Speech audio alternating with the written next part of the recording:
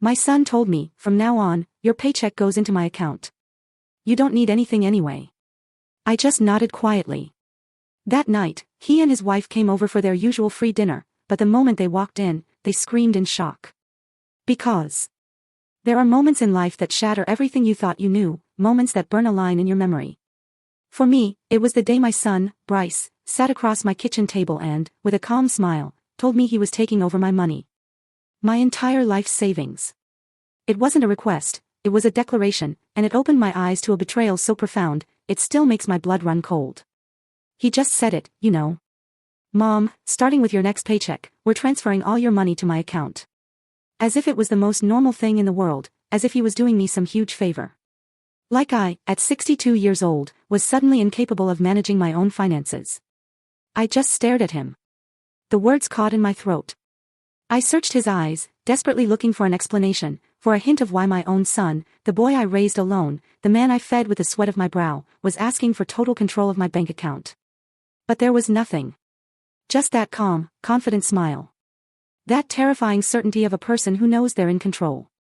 So, I took a deep breath. A shaky one. And I said, yes, Bryce. That sounds fine. I trust you. His smile widened. He stood up, gave me this quick, almost mechanical kiss on the forehead, the kind that means absolutely nothing. It's for the best, Mom, he said. You won't have to worry about a thing. I'll take care of everything. It's for your own good. Those last words, for my own good, they just hung in the air, echoing long after he'd walked out of my house. That very evening, like clockwork, Bryce returned. Not alone, of course. His wife was with him, just like every Friday night for the past 3 years. They expected dinner, hot and ready, the table set, free food waiting for them. It was their routine. I heard them arrive. Their footsteps at the entrance. The familiar jingle of the key I'd given him, turning in the lock. The door swung open, and then, the scream. It was high-pitched, desperate. The sound of someone seeing something they never expected, someone realizing things weren't going their way. I didn't move. I just sat there in my empty kitchen, in my empty house, listening to that scream bounce off the walls. I didn't need to see what was happening. I already knew. Bryce burst into the kitchen. His face was ghostly pale, his eyes wide with shock. His wife was right behind him, mirroring his disbelief. Mom, he yelled. Mom, what did you do? Where is everything? Where's the furniture? The TV? Where is everything that was here? I looked at him. I don't know where it came from, but a deep calmness settled over me. With the softest voice I could find, I told him. Oh, I sold a few things, Bryce. I needed the cash. After all, if you're going to manage my finances, I needed to make sure I had some money on hand first. His face transformed from pale to a furious crimson. He took a step towards me, and in that moment, for the very first time, I saw my son for who he truly was. Not the boy I'd nurtured, not the young man I'd helped build his life, but a stranger. Someone who looked at me with contempt, with rage, with something that dangerously resembled hate. You're crazy, he snapped. You are completely out of your mind. How could you sell things without consulting me? Now, how are we supposed to watch TV when we come over? How are we going to be comfortable here? That last sentence. That was it. How are we going to be comfortable here? Not, how are you going to be comfortable, Mom? He wasn't worried about me. He was worried about their comfort, as if my house, my possessions, existed solely for their convenience. His wife stepped closer, her eyes cold and calculating. She said something I will never, ever forget. She called me selfish. Ellie, you're being selfish. You're only thinking about yourself. We come every week to keep you company, to make sure you're doing well, and this is how you repay us. Selfish. Me? The woman who worked double shifts for years just so Bryce could go to college. The woman who sacrificed her own chance at happiness after his father left, also he wouldn't grow up with a stepfather. The woman who lived in tiny apartments, wore old clothes, ate rice and beans for a month, just so he could have brand new sneakers. Selfish? Bryce just stood there, looking at me like I was a problem to be solved. And then he said it. The line that truly broke something inside me. He said maybe it had been a mistake to propose the bank transfer, that maybe I wasn't in any condition to make good decisions, that perhaps I needed more help than he thought. More help. As if I were a burden, an incapable old woman who needed to be controlled. I pushed myself up from my chair. I looked at both of them and, in a voice that came out louder than I expected, I told them, dinner isn't ready. There is no dinner. If you're hungry, you can go eat somewhere else. The silence was thick, heavy. Bryce stared, unable to believe what he'd just heard. His wife let out a dry, bitter laugh and mumbled something about respect and gratitude. And then Bryce spoke the final line, the one that still rings in my ears at night. With a coldness I'd never known him to possess, he said, "You should be careful, Mom. A woman your age, alone, without family who truly cared about her, could end up in a bad way. I'm the only thing you have, and you should remember that before doing anything stupid." They left. Stormed out, slamming doors, leaving a trail of rage and veiled threats. I heard them get into the car, the engine roar to life, and then the sound of them driving away. I stood there in my empty kitchen, in my empty house, feeling something inside me shatter permanently. But it wasn't sadness. It wasn't desperation. It was something else entirely. It was clarity. It was the absolute, undeniable certainty that my son didn't love me. That perhaps he never had. That I was just a resource to him. A source of money, food, and convenience. I sat back down in my chair. I looked at the bare walls of my living room, at the empty spaces where furniture I'd bought with my own labor and effort once stood. And for the first time in a very long time, I smiled. Because Bryce didn't know something crucial. He didn't know I hadn't sold the furniture for money. I had sold it to send a message. To see how he would react. To confirm what I already suspected deep down in my heart. And he had reacted exactly as I expected, with rage, with indignation, with the attitude of someone who feels entitled to another person's things. That night, as I sat in the darkness of my empty house, I made a decision. I wasn't going to scream. I wasn't going to cry. I wasn't going to beg. I was going to do something much more powerful. I was going to observe. I was going to wait. I was going to let Bryce believe he had won. And then, when he least expected it, when he was most confident, most sure of his control over me, I was going to show him who Eleanor Johnson truly was. Not the submissive mother he thought he knew, but the woman who had survived a broken marriage, poverty, and grueling hard work. The woman who knew exactly how to protect herself. The woman he should never have underestimated. There was a time when I believed being a mother was enough. That the love I gave would naturally be returned, like some universal law. That the sacrifices I made every day would build something solid, something unbreakable between my son and me. How incredibly wrong I was. Bryce was born on a stormy night 34 years ago. His father, the man who'd promised me a life together, left when Bryce was barely 2. He said he wasn't ready to be a dad, that he needed to find himself, and that I would understand someday. I never understood. But I also didn't wait for him to return. I was left alone with a small child, a 2-bedroom apartment I could barely afford, and a secretarial job that paid $800 a month. It wasn't enough. It was never enough. So, I got a second job, cleaning offices at night. I'd leave Bryce with my neighbor, Mrs. Bertha Washington, an older lady who charged me $50 a week. I worked from 7 in the morning until 6 in the evening at the office. I'd come home, feed Bryce, bathe him, put him to bed, and then head out again at 9 p.m. to clean buildings until 2 in the morning. I slept 4 hours and started all over again. I did this for years. So many years I lost count.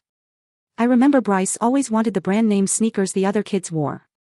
They cost $100. I earned maybe $1,200 a month between both jobs. $100 was almost all the money I had for groceries for 2 weeks. But I bought them for him. I didn't want my son to feel less than anyone else. I wanted him to know his mother would do anything for him. I ate rice and beans for an entire month to pay for those sneakers. When Bryce turned 18, he wanted to go to a private college that cost $10,000 a year. I didn't have that money. Not even a tenth of it. But I went to the bank and took out a loan.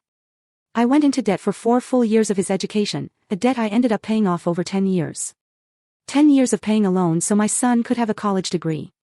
He graduated, got a good job. He earned $6,000 a month, double what I made after 30 years of working. And I was happy. I thought he could finally build his life. I thought I had finally done my job as a mother. Well. But Bryce didn't move out right away. He said he wanted to save money, to have a solid base before becoming independent. I told him, of course, this is your home. You can stay as long as you need. He stayed 5 more years. 5 years where I kept working both my jobs. 5 years where I paid the rent, bought the food, covered the utilities. 5 years where Bryce saved every single penny of his salary because he didn't have to pay for anything. When he finally left, it wasn't to rent an apartment. It was to buy a house, a $300,000 house that he paid for in cash because he had saved all his money during those 5 years of living for free in my home. I was proud. I told him I was proud, and I was. I thought I had done well to help him. I thought that now that he had his own house, maybe he could help me. Maybe I could work less. Maybe I could rest a little. But that never happened. Bryce got married 2 years after moving out. His wife was an elegant woman, one of those who always dressed well, always had perfect nails, and always spoke in a tone that sounded polite, but hid a certain coldness. I noticed from the start that she looked at me differently, as if I were somehow inferior, as if she didn't understand why Bryce came from where he came from. At the wedding, which cost $30,000, I sat at a back table, not at the head table with the family. Bryce explained it was because there were a lot of important people, clients from his work, and they needed those tables for them. I said I understood. I smiled in the photos, danced when asked, and went home alone that night, feeling strangely empty. After the wedding, Bryce's visits became less frequent. Before, he came to see me 2 or 3 times a week. After he got married, he came once every 2 weeks, then once a month. Always in a rush, always looking at his phone, always with some excuse to leave early. I didn't say anything. I didn't want to be the heavy mother, the complaining mother, the mother who didn't understand her son had his own life now. But then they started coming on Friday nights. Always around dinner time, always unannounced, always expecting me to have food ready. At first, I was delighted. I thought Bryce finally wanted to spend time with me, that he finally missed me. So, I cooked his favorite dishes, set the table nicely, bought dessert. But I noticed something. I noticed Bryce never came alone. He always brought his wife. And I noticed they never came to chat. They came to eat. They arrived, sat down, ate, and left. Sometimes they stayed an hour, sometimes less. I also noticed he never brought anything. Never a bottle of wine, never a dessert, never money to help with the food. Nothing. One night after they left, I calculated how much I had spent on the dinner. $15. Money I didn't have to spare. $15 meant I would have to work extra hours to compensate. And I realized something. I realized that for Bryce, I had become a service. A free restaurant. A place where he could come to eat without paying, without even truly saying thank you. I began to notice other things, too. I noticed that when I asked him for help with something, he always had an excuse. When I needed him to take me to the doctor because my car was broken, he was always too busy. When I mentioned my refrigerator was making strange noises and I was afraid it would break soon, he told me to buy a new one, as if I had $500 saved for emergencies. I didn't. I barely had enough to make it to the end of the month. But the worst was my birthday. My 60th birthday. Bryce arrived 2 hours late with no gift, no card, and an excuse about traffic. He stayed 20 minutes. He ate the cake I had bought for myself because I didn't want to spend the day alone. And then he left.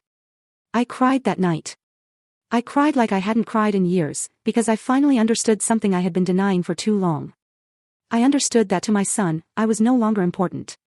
I was just a resource, something that was there, available, waiting to be used when he needed it. And the worst part was that I had allowed it. I had set that pattern. I had never asked him for anything. I had never told him I felt used. I had never told him I needed more from him than just 20-minute visits and Friday night dinners. I was afraid. Afraid that if I complained, if I asked, if I demanded, he would disappear completely. And the idea of losing my son, even this son who barely saw me, terrified me more than anything else. So, I continued being the convenient mother, the silent mother, the mother who was always there, who always had the door open, who never caused trouble. Until that Thursday afternoon. Until Bryce told me he wanted to manage my money. Something inside me, something that had been dormant for years, woke up. A small but clear voice that told me this wasn't right, that this was the beginning of something worse. But even then, even with that voice whispering in my head, I told him yes. Because I still had hope. I still wanted to believe my son loved me, that he would protect me, that he would do the right thing. How foolish I was. The following Monday, Bryce came to my house with papers. Lots of papers. He spread them out on the kitchen table with that smile that now seemed different, less warm, more calculated. "Mom, this is simple," he said. I just need you to sign here, here, and here. These are the documents so I can have access to your account, so I can automatically transfer your salary every month. That way, I'll take care of paying your bills, managing everything. You won't have to worry about a thing.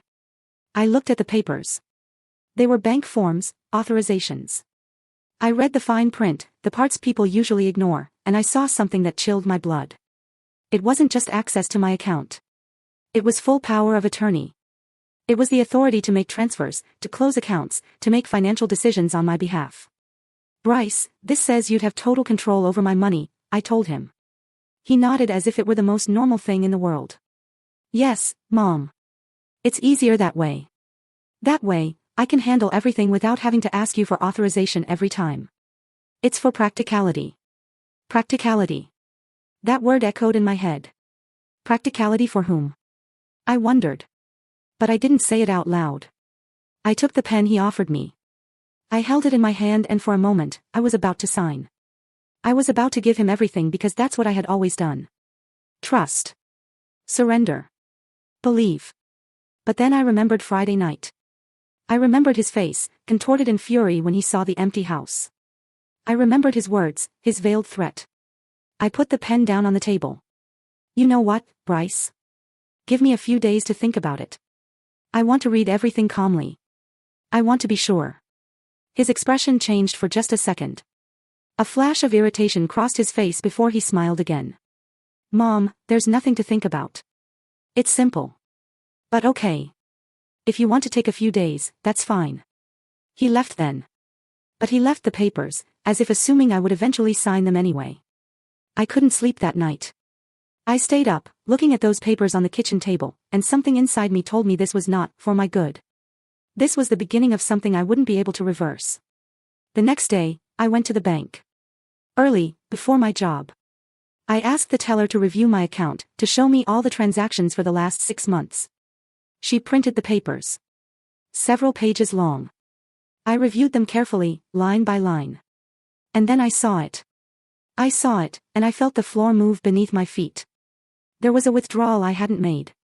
A withdrawal of $1,200 from 3 months ago. $1,200 that had left my account, and I didn't remember taking it out. I asked the teller if she could see more details. She checked her computer and told me something that took my breath away. She said the withdrawal had been made at a branch across town, using my debit card.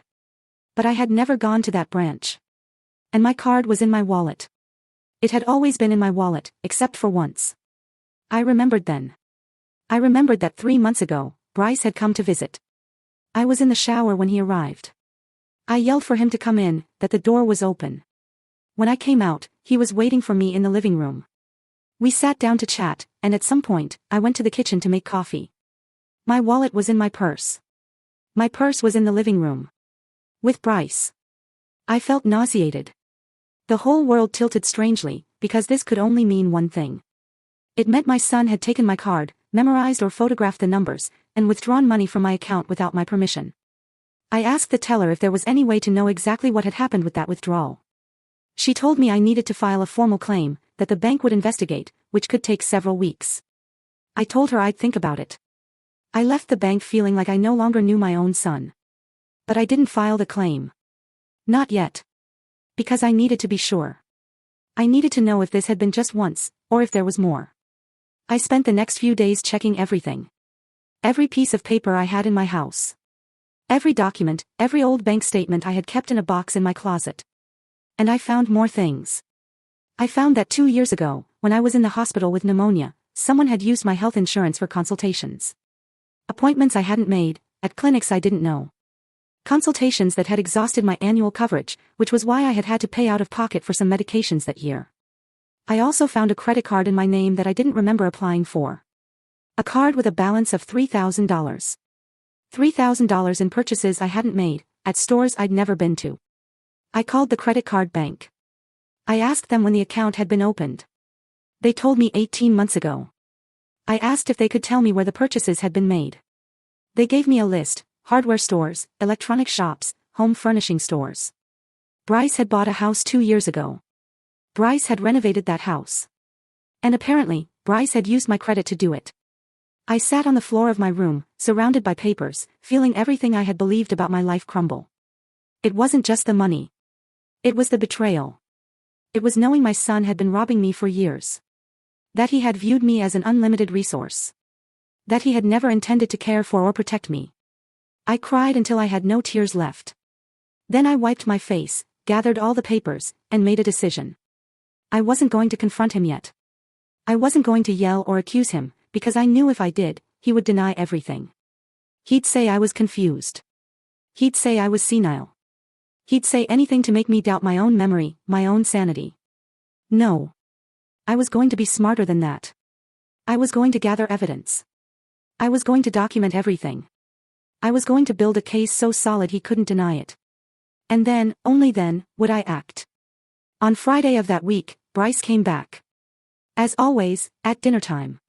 As always, expecting me to have food ready. But this time, I had cooked differently. I had made his favorite dish, chicken and rice. The same meal I used to make when he was a boy and came home sad from school. The dish that told him how much I loved him without needing words. He sat at the table with his wife. They ate. They talked about superficial things, work, the weather, the new movie they wanted to see. I watched them. I watched them as if I were seeing them for the first time and realized something. I realized Bryce ate my food with the same indifference he would eat fast food. There was no gratitude in his eyes, no love, just the mechanical act of eating something free. When they finished, Bryce pulled out the bank papers again. He placed them on the table right next to his empty plate. "Mom, the days you asked for are up. You've thought about it, right? Sign this and I'll take care of everything." I looked him straight in the eyes and told him, in the calmest voice I could find, that I still wasn't sure, that I needed more time. His wife scoffed. "Ellie, this is ridiculous. Bryce is just trying to help you. I don't understand why you're so distrustful." Distrustful. She called me distrustful. And the saddest part was, she was right, but not in the way she thought. Bryce stood up. His expression was hard now, without the mask of a smile. "Mom, this is for your own good. You can't keep managing your finances alone. It's obvious. Look how you sold the furniture without thinking. Look at the irrational decisions you're making." Irrational. Selling my own furniture in my own house was irrational. But robbing me for years wasn't. I didn't say anything. I just held his gaze until he looked away. They left that night without saying goodbye. And I stayed seated in my kitchen, staring at those unsigned papers, knowing the war was just beginning. A silent war. A war I had to win. Because if I lost it, I wouldn't just lose my money. I would lose my dignity, my autonomy, my life. The days after that dinner grew strange. Bryce didn't call again. He didn't visit again. It was as if he had decided to punish me with his absence. As if he believed I would break down without him, that I would beg him to return, that I would finally sign those papers just to get his attention. But for the first time in years, the silence of my house didn't feel empty. It felt full of something different. It felt full of clarity. I spent those days reviewing every detail of my financial life. Every receipt I had saved, every bank statement, every piece of paper that had any connection to money. And the more I checked, the more I found. I discovered that 3 years ago, when Bryce asked to borrow my ID because he had lost his and needed to pick up an urgent package, he had done something more with it. He had opened a utility account in my name at an address that wasn't mine, his house. For 3 years, the electricity bill for Bryce's house had been in my name. And when he didn't pay on time, the penalties piled up on my credit score. That was why I had been denied a small loan last year when my car needed urgent repairs. That was why my credit score had mysteriously dropped. I called the utility company. I explained that the account wasn't mine, that I had never lived at that address. The woman on the phone told me I needed to file an affidavit, that I had to report this as identity fraud. Identity fraud, committed by my own son. I hung up the phone and stared at the wall for a long time, trying to process how I had reached this point. Trying to understand when my son had turned into this. I couldn't sleep that night. I stayed awake staring at the ceiling, listening to the sounds of the city outside, and I thought about all the times I had justified his behavior. All the times I had told myself he was busy, that he had his own life, that I was being demanding by expecting more from him. But this wasn't about expectations. This was about theft, about deception, about a son who viewed his mother as a resource he could exploit without consequence. The next morning, I did something I had never done. I went to see a lawyer. It was a small office downtown. The sign read, Addie Chung.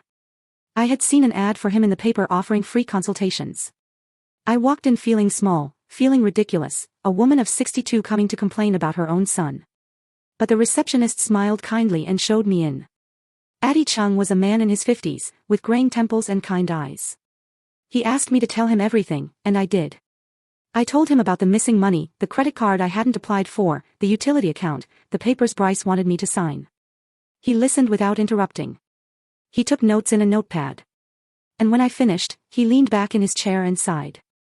Mrs. Johnson, he said, what you are describing is financial fraud and abuse of trust. If you sign those papers your son is asking for, you are giving him total legal access to your money.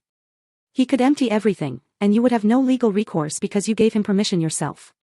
The words fell on me like stones. I knew it. Deep down, I knew it. But hearing it spoken aloud by a professional made it real in a different way. What can I do? I asked. He leaned forward. First, don't sign anything. Second, you need to report the credit card fraud and the theft from your bank account. Third, you need to change all your passwords, your PIN, everything. Fourth, consider getting a restraining order if you feel you are in danger. A restraining order against my own son. The idea seemed absurd and devastating at the same time. I don't want to get him into legal trouble, I said. He's my son. The lawyer looked at me with what looked like compassion and sadness. Mrs. Johnson, your son is already in legal trouble. He's committed several felonies. The question isn't whether you want to get him into trouble. The question is whether you want to protect yourself. I left that office with a folder full of forms and a list of things I needed to do. I felt overwhelmed, but I also felt something else. I felt determination. I went straight to the bank. I changed all my passwords, requested a new debit card, closed the fraudulent credit card, and filed a formal dispute. The teller helped me with everything. She treated me with patience, without making me feel stupid or weak. When I arrived home that afternoon, I felt exhausted, but also strangely light, as if an invisible weight I had been carrying for years had been lifted. That night, Bryce finally called. His voice sounded strained on the phone. Mom, we need to talk. Come to my house for dinner tomorrow. We have to resolve this. It wasn't an invitation. It was an order. And before, I would have obeyed without question. But now, after everything I had discovered, I felt only a cold calm. I can't tomorrow, I told him. I'm busy. Busy, Mom? What could you possibly be busy with? What I'm busy with is important to me, I said. There are other things that matter more to me now. There was silence on the other end of the line. A silence heavy with surprise and irritation. You're acting really weird, Mom. I don't know what's wrong with you, but you need to stop being so stubborn and sign those papers. This is for your own good. For my own good. Those words again, as if robbing me were an act of love. Bryce, I said, with a voice that came out firmer than I expected, I am not signing anything. And I think we need to have a very serious conversation about a few things. About what things? He asked. His voice sounded different now. More alert, more cautious. About money that has left my account without my permission. About credit cards I didn't apply for. About utility accounts in my name at addresses where I don't live. The silence that followed was absolute. So thick I could almost feel it through the phone. I don't know what you're talking about, he finally said. His voice sounded controlled, but I could detect the panic underneath. I think you do know, I told him. And I think you need to think very carefully about what you're going to say next. Mom, you're delusional. You're confused. Maybe you need to see a doctor. There. The card I knew he would play. The card of making me seem senile, confused, incapable. I'm not confused, Bryce. I have all the papers. I have all the evidence. And I've already spoken with a lawyer. Another silence. This one longer, heavier. You talked to a lawyer. His voice was almost a whisper now. Almost a threat. Yes. And he explained to me exactly what you've been doing. He explained what fraud is. He explained what is illegal. Mom, you can't be serious. I'm your son. Everything I have done has been to help you. Help me, Bryce. You robbed me for years. You used me. You lied to me. I never, he started to say, but I cut him off. Yes, you did. And you know it. The question now is what we're going to do about it. I heard his breathing on the other end of the line, heavy, ragged. I'm coming over, he said. We need to talk in person. No, I told him. You are not coming here. If you want to talk, we can do it over the phone, or we can do it with lawyers present. Are you crazy? He yelled, completely unhinged now. After everything I've done for you, after all the times I've come to see you, that I've worried about you, this is how you repay me? All the times you came to eat for free, you mean? All the times you needed something from me. But the times I needed you. Where were you? I hung up then, before he could answer, before he could manipulate me again with words. I stayed seated in my kitchen with the phone in my hand, trembling, but not from fear. From rage. From years and years of suppressed rage that was finally finding its voice. I slept better that night than I had in months. Because I had finally spoken the truth. I had finally defended my territory. And although I didn't know what would come next, I knew I was no longer going to be the silent mother who allowed herself to be trampled. The next morning, I woke up with a clarity I hadn't felt in years. It was as if a thick fog had lifted from my mind. And now I could see everything with an almost painful sharpness. I knew what I had to do. I knew I couldn't stop now. After breakfast, I grabbed my purse and left the house. I had a mental list of all the places I needed to visit, all the loose ends I needed to tie up. If Bryce thought I was a confused, helpless old woman, he was about to find out how wrong he was. My first stop was the main bank where I kept my savings account. Not the checking account where I received my paycheck, but the other one, the one I had opened 30 years ago when I still had dreams of buying a house of my own someday. I had $20,000 saved there. It wasn't much after a lifetime of work, but it was mine. I asked the manager to close the account. She asked if I was sure, if there was a problem. I told her I just wanted to make some changes. She gave me the money in a cashier's check and recommended I open an account at another bank for greater security.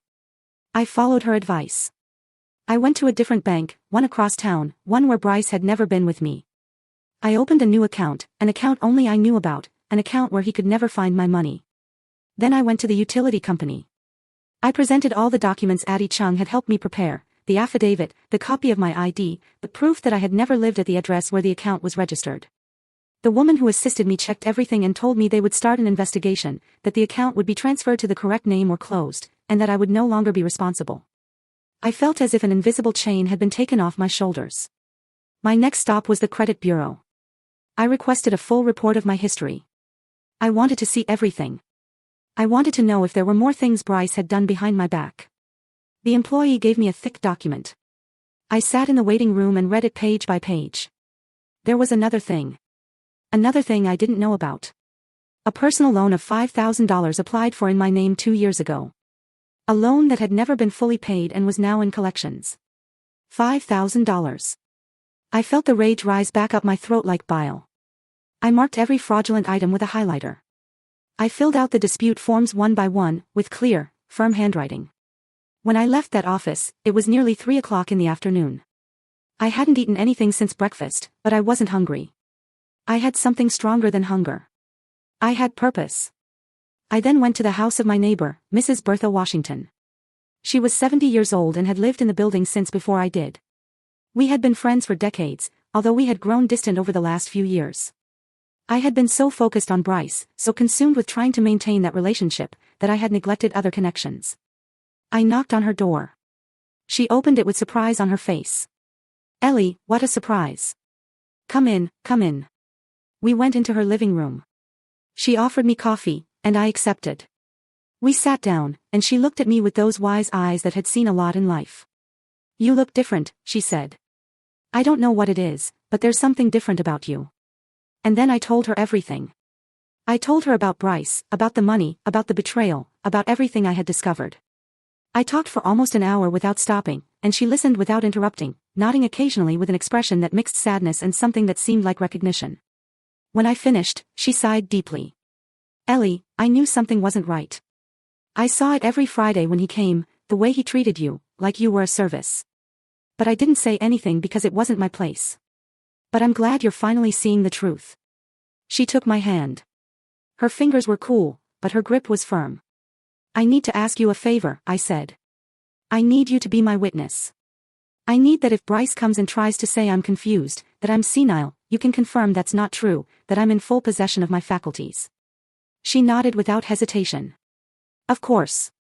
And more than that, if you need a place to stay, if you ever don't feel safe in your house, my door is open. Those words filled me with such deep gratitude that they almost made me cry. But I didn't cry. I had cried enough. Now it was time to act. That night, back in my house, I organized all the documents I had collected. I put them in a large folder. I made copies of everything, stored the originals in a safe place, and left the copies in the folder. If something happened to me, if Bryce tried to do anything, there would be evidence, there would be proof. I also wrote a letter detailing everything I had discovered, everything Bryce had done. I put it in a sealed envelope with instructions that it should only be opened in case of emergency. I gave it to Mrs. Bertha to hold on to. I was preparing myself like a general preparing for battle because I knew Bryce wasn't going to let this go. I knew he would come, that he would try to manipulate me, to convince me, to make me doubt myself. But I was no longer the same woman I had been 2 weeks ago. That woman had died the night Bryce threatened me in my own kitchen. The woman I was now was different. She was stronger, clearer, more determined. On Wednesday afternoon, as I was making tea, I heard a car stop in front of my building. I looked out the window and saw Bryce's car. He got out along with his wife. They looked determined. They were coming to confront me. I took a deep breath, put away my cup of tea, and waited. The doorbell rang once, twice, 3 times, each time more insistent. I opened the door, but didn't invite them in. I stood on the threshold, blocking the entrance. "We need to talk," Bryce said. His voice was hard, with no pretense of kindness. "I'm listening," I told him. "Inside, Mom, we're not going to talk in the hallway. We don't have anything to talk about inside.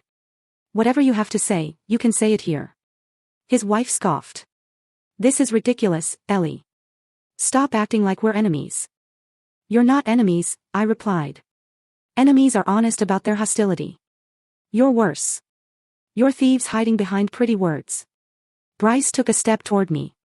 His face was red with fury. "How dare you? After everything I've done for you. Everything you've done for me, Bryce. I have the records. I have the proof. I know exactly how much money you've stolen from me. I know about the fraudulent credit cards. I know about the utility account. I know about everything." He froze. He opened his mouth, but no sound came out. "And now," I continued, with a calmness that surprised even myself, "you have 2 options. Either you give me back everything you stole, every cent, or I go to the police and press charges for fraud." "You can't do that," his wife said. "He's your son." "Precisely why it hurts so much," I replied. "Because he is my son.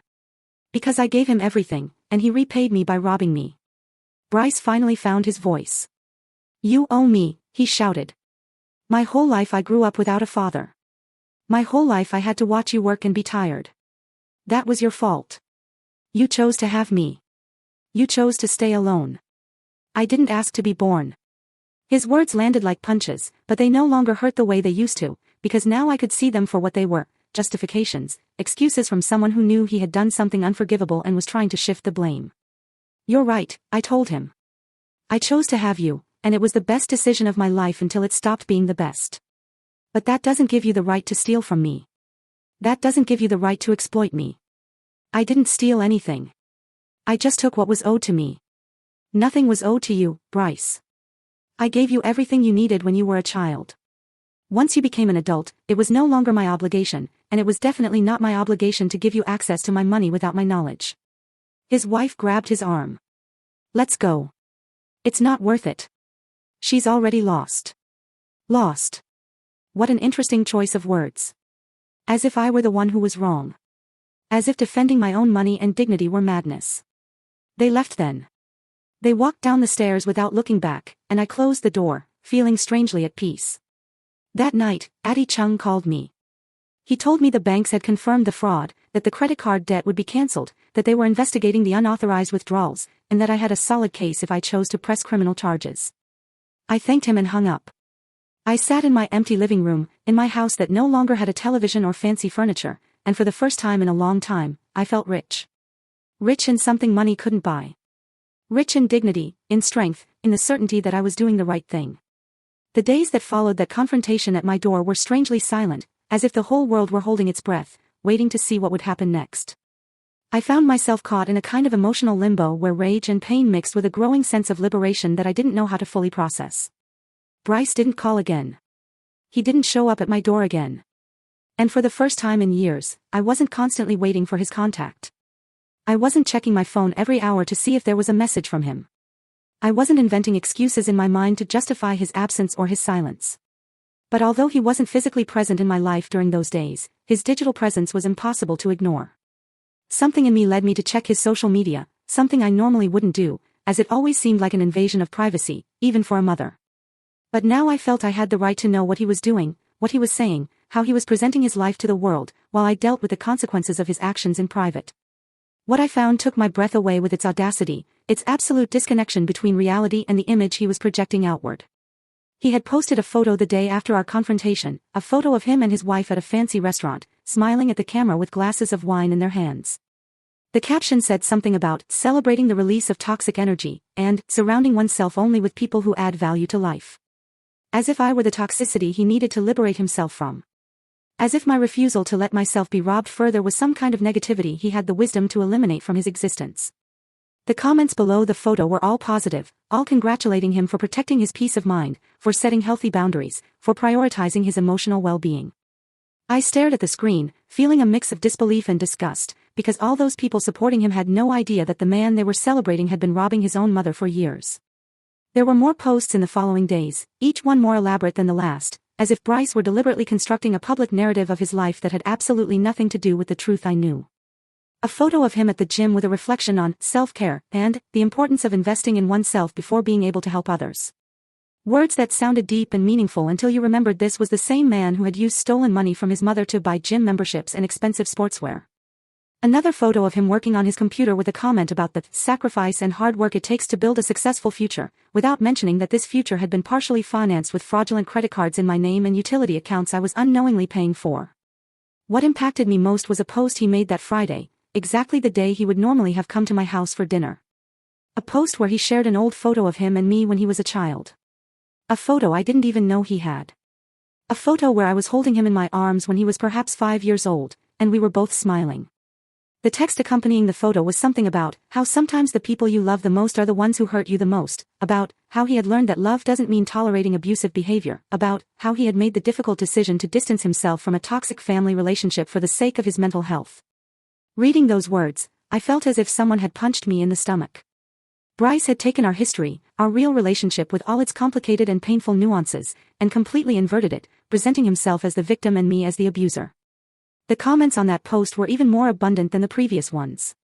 Dozens of people expressing their support, telling him how brave he was for setting those boundaries, sharing their own stories of difficult family relationships, completely validating his fabricated version of events. There were people I knew in those comments. Neighbors who had known him when he lived with me. Co-workers who had come to parties at my house years ago. All of them offering words of encouragement and solidarity without the slightest idea that the person he supposedly needed to protect himself from was the same woman who had worked 2 jobs for years to give him the education he now used to get his well-paying job.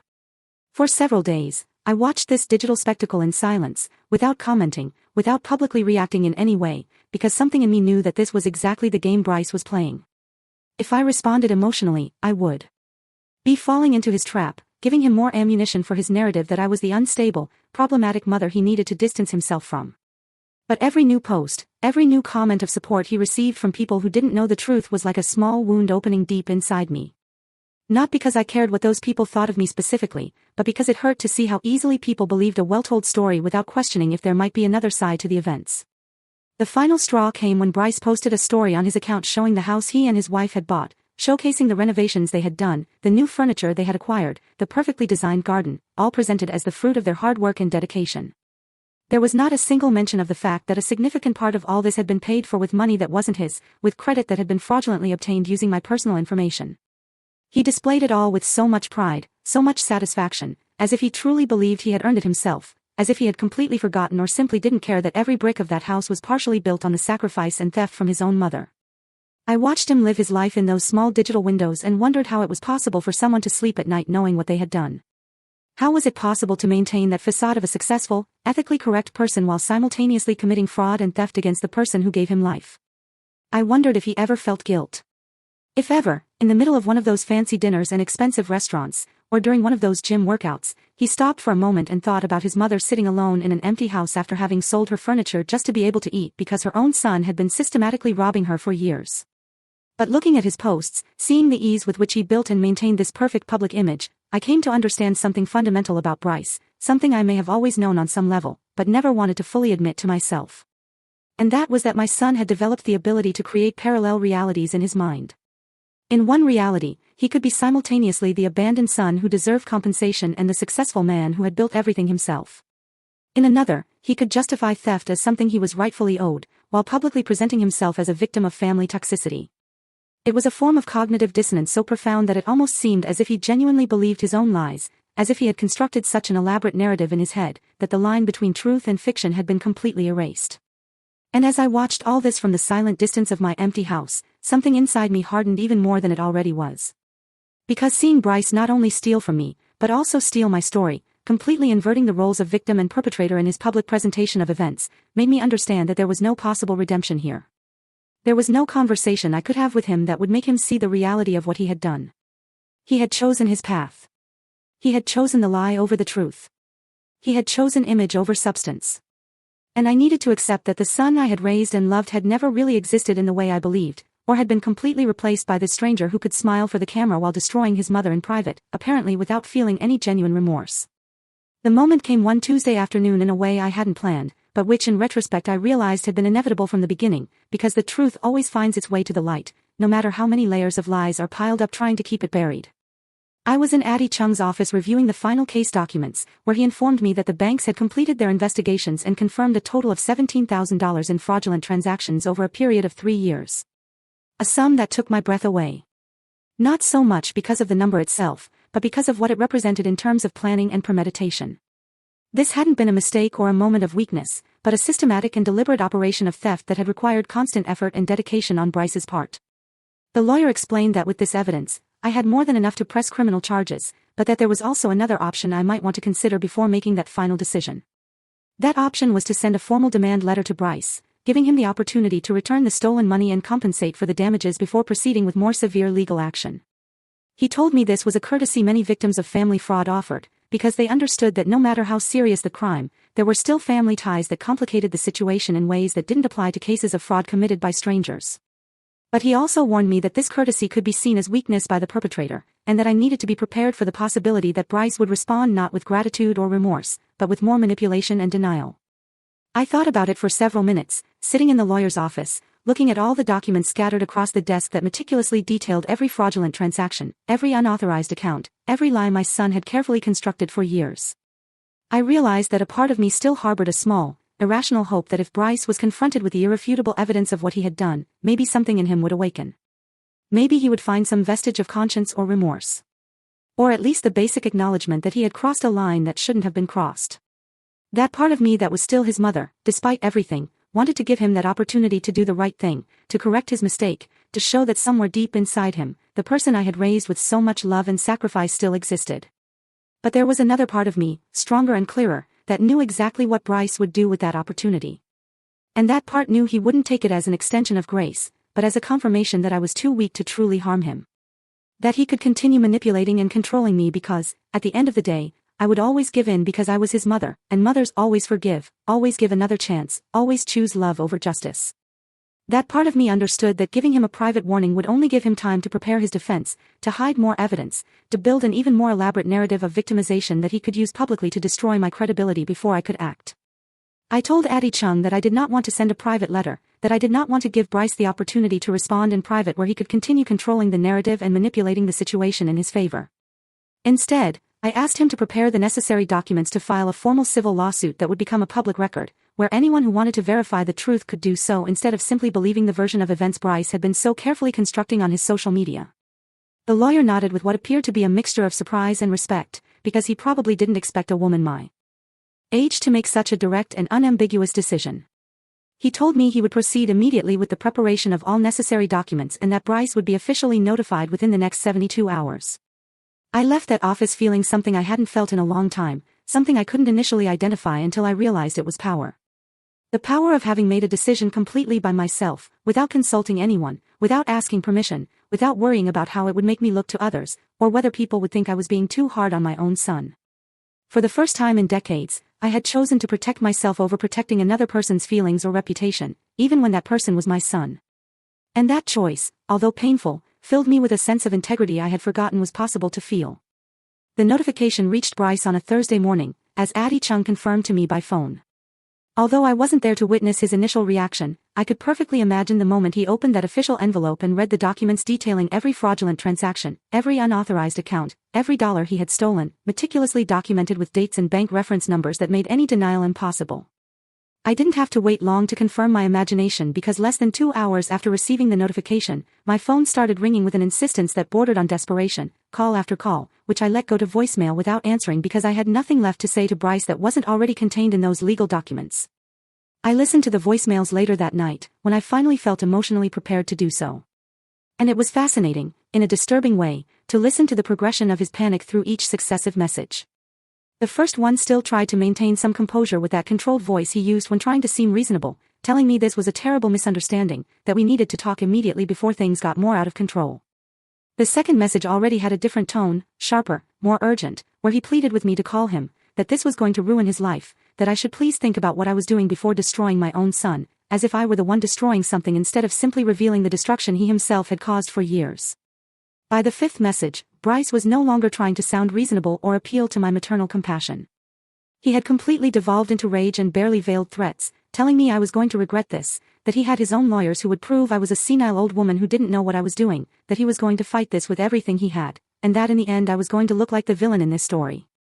I listened to every message until the end without allowing myself to feel anything more than a kind of clinical curiosity about how a person could transition so quickly from pleading to threatening when they realized their usual manipulation tactics no longer worked. The following days were a whirlwind of legal and emotional activity, because Bryce didn't stand still. He began his own counterattack campaign, starting by publishing a long and elaborate statement on his social media about how he was being victimized by a terrible injustice perpetrated by a mother he supposedly loved, but who was now legally attacking him for reasons he couldn't fully comprehend. His post was carefully worded to generate maximum sympathy without mentioning any specific details of the accusations against him, painting himself as the confused and hurt son who was being dragged through a traumatic legal process by a mother who might be experiencing age-related mental health issues. The response to his post was exactly what he expected, with dozens of comments expressing shock and solidarity, telling him to keep his head up, that the truth would eventually prevail, that they were on his side no matter what. And I watched all this from a distance with a mixture of awe and revulsion at his ability to manipulate the narrative, even when faced with documented legal charges. But something had changed in me, because this time his public theater didn't affect me in the same way it had before. This time I knew I had something more powerful than his carefully constructed words. And that something was irrefutable legal documents that couldn't be manipulated with emotional rhetoric or appeals to sympathy. Bryce's real collapse began when his own lawyers reviewed the evidence against him and apparently told him something he didn't want to hear. His social media posts suddenly stopped abruptly, and the silence that followed was deafening in its eloquence. Addie Chung informed me that Bryce's legal representatives had contacted him asking about the possibility of reaching an out-of-court settlement, which basically confirmed that they knew he had no real defense against the evidence I had presented and that his best option was to try to minimize the damage before this proceeded to a public trial where all the dirty details would be revealed in public access documents. That's when the cracks in Bryce's carefully constructed life began to show. Apparently, some of his closest friends had started asking uncomfortable questions after his wife casually mentioned at a social gathering that they were dealing with a complicated family legal problem. Once people started digging a little deeper, they discovered the public lawsuit documents detailing the specific accusations of financial fraud. Mrs. Bertha told me she had heard from other neighbors that Bryce's name was being mentioned in neighborhood conversations in ways that were definitely not flattering, that the people who had once seen him as the successful, educated son now looked at him with suspicion and distrust. His wife was apparently furious, not necessarily about the moral implications of what Bryce had done, but about the damage to their social reputation. According to rumors that reached my ears through the neighborhood gossip network, there had been considerable fights in their house about how to handle the situation. Bryce tried to call me several more times during those weeks, but I maintained my absolute silence, because there was nothing he could say to change the documented facts of what he had done. And my silence was apparently more devastating to him than any angry word I could have said, because it meant I had moved completely from anger to indifference. And that indifference was the final death of any power he once held over me. The final settlement was reached 3 months after I filed the lawsuit, and the terms were exactly what Addie Chung and I had established as the minimum acceptable. Bryce had no choice but to accept when his own lawyers explained that going to trial would mean not only the complete public revelation of all the fraud details, but also the very real possibility of criminal charges that could result in jail time. He had to return the full $17,000, plus another $5,000 in compensation for damages and injuries, in addition to paying all the fees for cleaning up my credit and my attorney's fees. And all of this had to be paid within a period of 6 months, with verifiable monthly payments, or the agreement would automatically be invalidated and criminal charges would proceed without further warning. But beyond the money, which honestly had never been the main point of all this, the agreement included a clause that I had insisted on adding and which Addie Chung initially thought was unnecessary, but which for me was absolutely essential. That clause stipulated that Bryce had to issue a public statement acknowledging that he had committed financial fraud against his mother and that the accusations in my lawsuit were true and substantiated. He fought that clause more than any other part of the agreement, because he knew exactly what it would mean for his carefully cultivated image to publicly admit that everything he had been saying about being a victim of a toxic mother was a lie designed to cover up his own crimes. The statement appeared on his social media one Tuesday afternoon. It was brief and clearly drafted by his lawyers to minimize the damage as much as possible within the limits of what the agreement required. But still, the words were there, in black text on a white background, admitting that he had accessed bank accounts without authorization, that he had opened credit cards using another person's information, and that he had committed serious errors in judgment that he deeply regretted. The comments under that post were wild, with people who had previously supported him unconditionally now expressing shock and disappointment, while others who had apparently suspected something all along felt validated in their doubts. I watched all that digital drama unfold with a sense of closure that had nothing to do with satisfaction or revenge, but simply with the quiet recognition that the truth had finally been spoken publicly.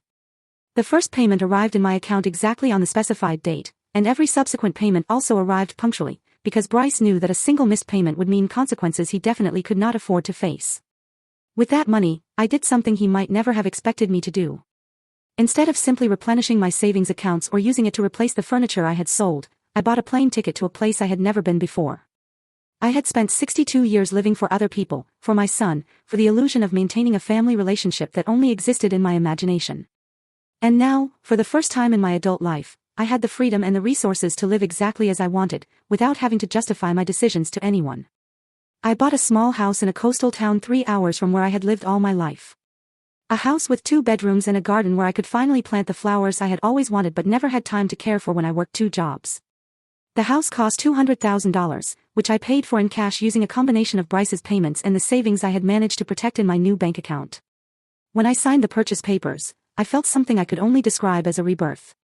Because this house was mine in a way no other place had been mine before. Bought with money that had been returned through justice, not earned through endless sacrifice.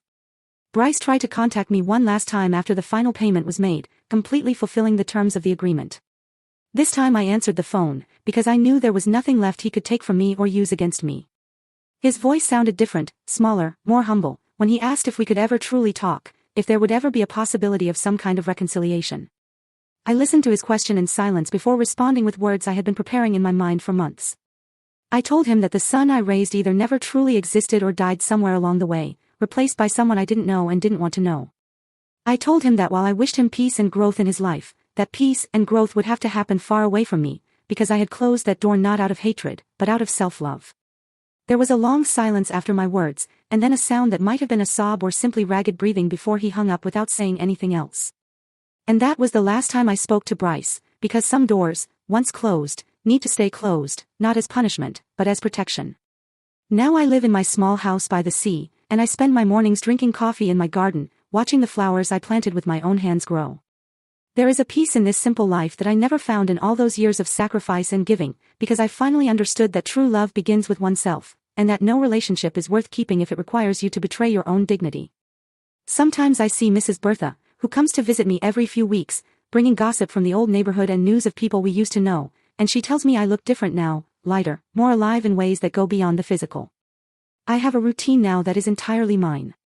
I wake up when my body wants to wake up, not when an alarm clock forces me to. I cook meals that I like, not thinking about someone else's preferences. I spend my afternoons reading books I always wanted to read but never had time for. And in the evenings, I sit on my small porch, listening to the distant sound of the waves and feeling a deep gratitude. Not for what I have in material terms, but for what I finally understood about my own worth. This is my victory. Not in the money recovered or in Bryce's public admission, but in the fact that I recovered myself from decades of conditioning that had taught me a mother's value was measured only by how much she could give and how much she could endure. I learned that saying no is an act of self-love. That setting boundaries is not cruelty, but necessity. And that protecting your peace is not selfishness, but wisdom. And now I live every day as a testament to those lessons. Learn too late, but not too late to matter. I closed that door on Bryce not out of vengeance, but out of dignity. And that distinction makes all the difference, because it means I won not by making him my enemy, but simply by refusing to continue being my own victim.